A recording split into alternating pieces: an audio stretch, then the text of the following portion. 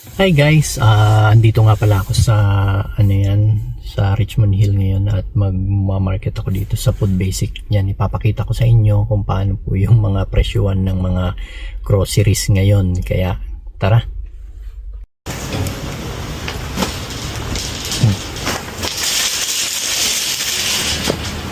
Ito, ayos.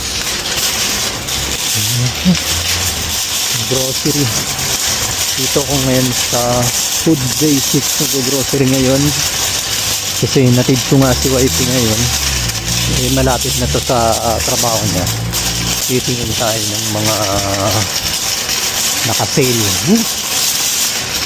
Tara, pasok.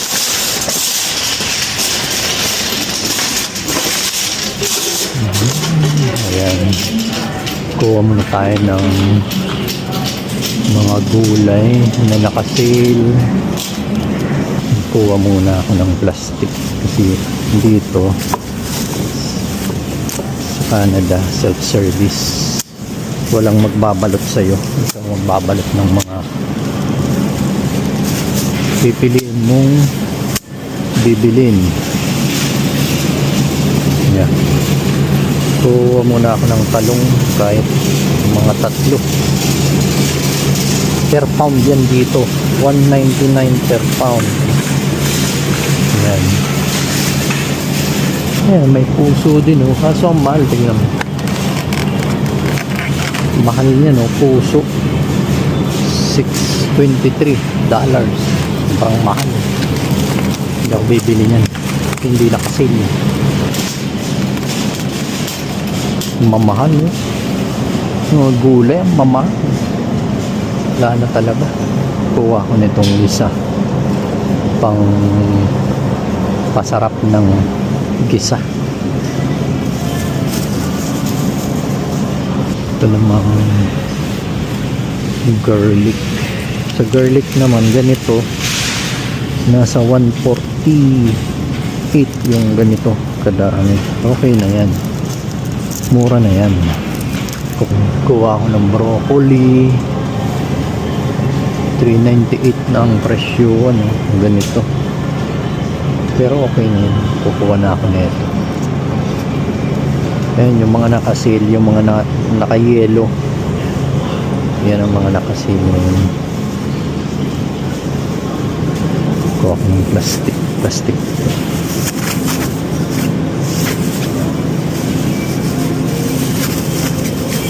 Kuha na rin ako ng apple kasi Cebu, mahilig sa apple yun, pero ang mayroon siyang specific na gusto, yung Honey Crisp. $3.98 na dito.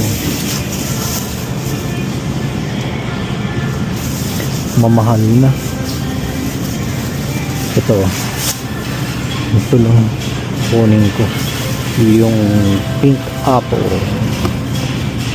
Tinitignan ko yung mga walang lamog kasi minsan bulok na yung sa loob pag may lamog. Yan.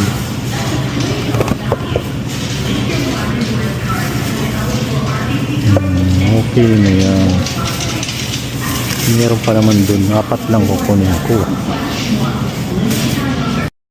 Dito naman sa may mga tinapay, ang daming nakasale oh.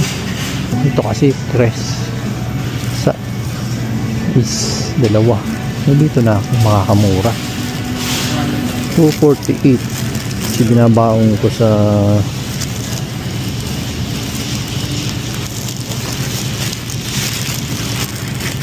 yan, kadalasan kine-check ko yung expiration kasi minsan expired na, hindi nila kine-check. Ito naman yung mushroom, pagkain ni Rap-Rap, yung tortoise namin, nakasale siya, $3.99. Pwede na ito pagkain ni Rap-Rap.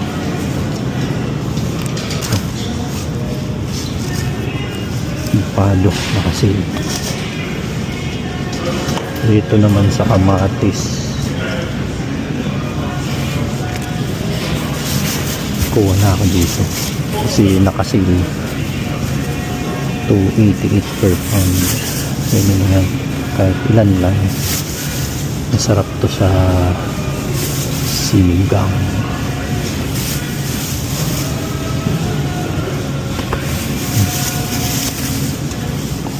Kuha na rin ako ng sako, no? Yan, no?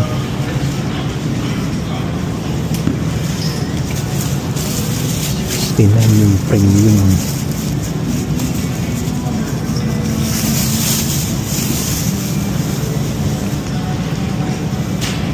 Ito hindi masyadong hinog, pero na yan premium 69. Kamote, ayun yung kamote mura, paborito to ni wifey. Kukuha tayo.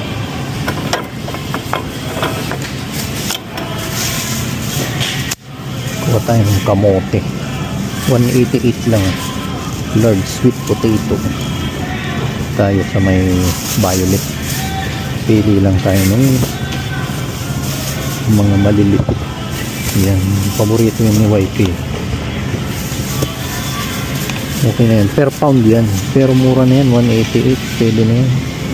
Yung patatas 170 gram. Ito, ilang grams ba ito? Ganito, marami na yan. Yellow potato, nasa 10 pounds na siya, 288 lang. Yan, kukuha ko nito kasi mahilig kaming mag price. Yeah. Yung mga presyuhan ng yung mangga ang liliit, 198 ang isa. Dito mura yung bacon kasi pang breakfast ng mga bata. Yan, mga gandang slices para hindi mahirap pag kinukuha. Ayan, apat, 199, tipid na yan. Kasi dito naman yung mga ground beef. Ayan, okay na to, sais. Kuha na ako nito. Isang giniling chicken. Titingin tayo kung mura yung chicken nila. Whole chicken 13. Wala yung nakasil nila. Ito, kukuha ko nito kasi mahilig kaming mag-grill. Yan, 10. Pwede na yan. Gis. Ito pala, kukuha ko ng orange chicken kasi ito yung favorite namin pag tinatamad magluto. Ito yung kinukuha namin, niluluto. Ginigrilled lang. Ayan yun, binibake. Pork naman dito, ito yung kadalasan namin binibili. Ang laki, 51. Grabe ang mahal. Okay na itong 51 siguro, kaso walang mag-i-slice. Ako na yung mag-i-slice sa bahay. 51, hindi na ito. Dati pinapa-slice namin yung giniling na pork, 419. Wala walang nakasil na karne ngayon. Dito naman yung mga fish. Ayan, tignan nyo, nagkaubusan na sila ngayon. Wala nang mga tinda sa sobrang mahal ng bilihin. Ito nga pala, hash brown. Mahilig sa hash brown yung mga bata. Nabibili ko nito, magkano to? 11.99 lang. Okay na to, marami na. Ilang grams ba to? 2.25 kilograms. Pwede na. Oo, dami na. Hash brown. Sawa siyamber. Tapos Cebu. Tapos minsan nga ako, baon ko sa trabaho din. Dito naman tayo sa mga cold cuts. Titingin ako ng yung ginagawa kong sandwich. At si Amber naman kasi mahilig siya dito. Ginagawa niyang sandwich pang snack sa bahay. Ayan, March 5 yung expiration. Pwede na yan. Dito sa mga itlog naman, 9.59, large 30 pieces, pero hindi ako kumbinsido, maliliit to. Doon na lang ako sa malapit sa amin na market. Hindi na ako Dito naman tayo sa mga gatas. Ayan. Mahal na rin. Mukha lang ako yung mura dito, yung mga nasa 6. Dati nasa 2.99 lang yan. Ngayon talagang kakaubusan niya. Titignan ko rin yung expiration niya, March 11. Pwede na to. 49. Yung karamihan nasa kanya. Sa Asian products, pansit canton. Kuha ko ng pansit canton para sa weekend namin. Buldak, doon na lang. Wala ditong buldak. Kukuha nga pala ako ng panggata ko dito kasi mura. 129 lang. Pwede na yan. Mga 3, 4. Pwede na yung panggata. So, kuha tayo ng sardinas. 119 lang. Yan. Kuha na tayo. Bumababayan ng $1 mas mababa. Kuha tayo 4. Dalawa din na 119 lang. Pwede na to. Maanghang at saka hindi maanghang. Tingnan mo yan, mga presyong yan. $2, almost $4 yung piatos. So, kuha ko nito kasi gusto ng mga namin pag fish yung ulam. Nakukuha ko ng ito, seaweeds na dry. Ayan. Bibili pa ako ng mga baon ng bata. Baka nakasale dito. Ayun, ang daming nakasale dito. Pang baon ng bata. For 79. Nakasale na yan, ha. Dati hindi ganyan yung presyo. Grabe. Ito na nabili ko. Ay kukunin ko. Oreo at saka Chips Ahoy. Bayad na ako. Service yung pagbabalot. Yung pinamili mo.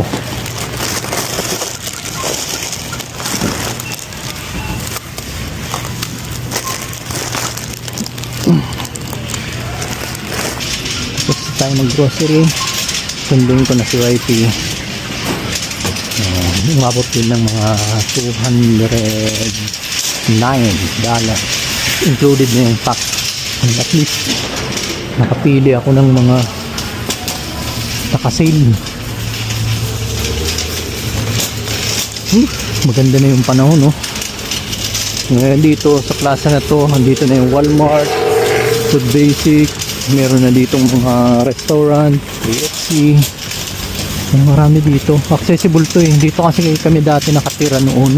Kaya kabisado namin tong lugar. Yan. Lamig. Okay na to. Yan. Dito, self-service.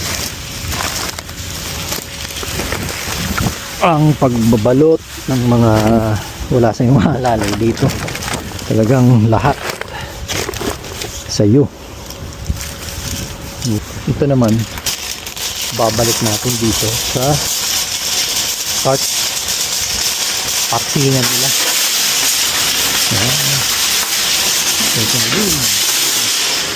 Okay. Bukas. Okay. That's it. At ito na nga guys, at tapos na akong mag-market ngayon at umabot naman ng $209 yung napamili natin ngayon at pinili ko lang talaga yung mga nakasale, halos nakasale lang talaga.